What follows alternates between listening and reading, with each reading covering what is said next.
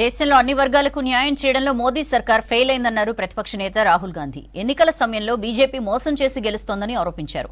మూడో రోజు లోక్సభలో రాష్ట్రపతి ప్రసంగానికి ధన్యవాదాలు తెలిపే తీర్మానంపై చర్చించారు. ట్రంప్ పట్టాభిషేక ఆహ్వానంపై పార్లమెంట్లో రాహుల్ గాంధీ బీజేపీ మధ్య వాగ్వాదం జరిగింది. రాజ్యసభలో మహాకుంభమేళా తొక్కిసలాట ఘటనపై చర్చ జరగాలని పట్టుబట్టారు ఖర్గే. దేశంలో నిరుద్యోగాన్ని అరికట్టడంలో ఎన్డీఏ సర్కార్ పూర్తిగా విఫలమైందన్నారు ఎల్ఓపి రాహుల్ గాంధీ. ఈ విషయంలో యూపీఏ సర్కార్ కూడా విఫలమైందన్నారు. కానీ ఎన్డీఏ సర్కార్ ఏదో చేస్తుందని అవకాశం ఇస్తే ఏమీ చేయలేకపోయిందన్నారు. 10 ఏళ్ల మోదీ పాలనలో నిరుద్యోగం మరింత పెరిగిపోయిందన్నారు Rahul. That we have not been able to tackle the problem of unemployment. No, neither the UPA government nor today's NDA government has given a clear-cut answer to the youth of India about employment. దేశంలో సామాజిక అశాంతి పెరిగిందన్నారు రాహుల్. దేశంలో సగం మందికి పైగా బీసీలే ఉన్నారని తెలిపారు. కులగణన ఎందుకు చేయట్లేదని ప్రశ్నించారు. తెలంగాణలో కులగణన చేసి సక్సెస్ అయ్యామని చెప్పారు. తెలంగాణలో 90% మంది వెనుకబడిన వాళ్లే ఉన్నారని తెలిపారు.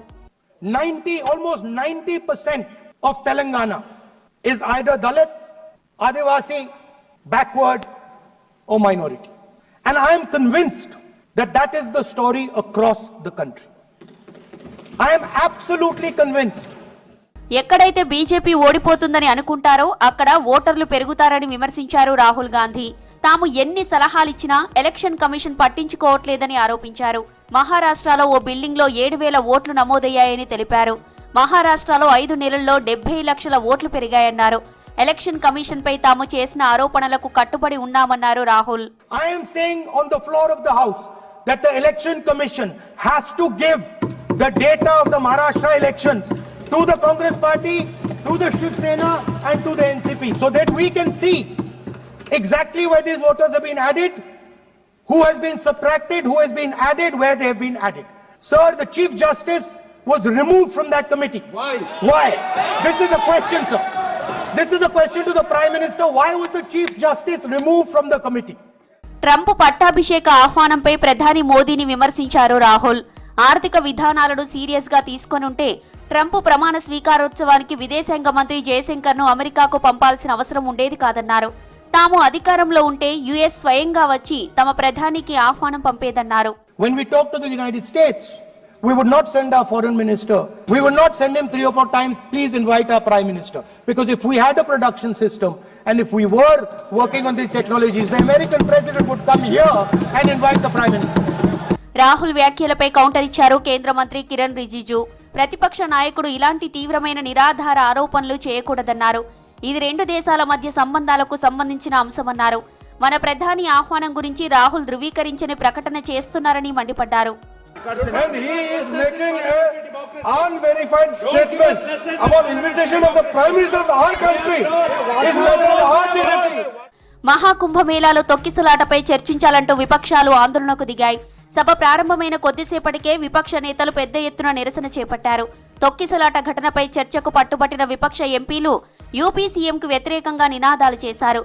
సభలో గందరగోళ వాతావరణంతో ప్రతిపక్ష సభ్యుల ప్రవర్తనను తప్పుబట్టారు స్పీకర్.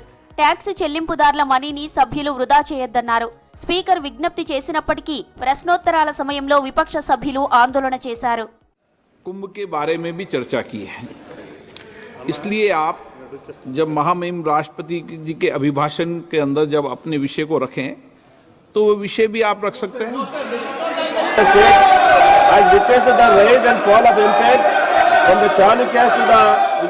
మోదీ పాలనలో అన్ని వ్యవస్థలు నాశనమయ్యాయని మండిపడ్డారు మల్లికార్జున ఖర్గే. చిన్న పరిశ్రమలు నష్టాల్లో కూరుకుపోయాయని చెప్పారు. మహాకుంభమేళాలో తొక్కిసలాట ఘటన బాధాకరమన్నారు.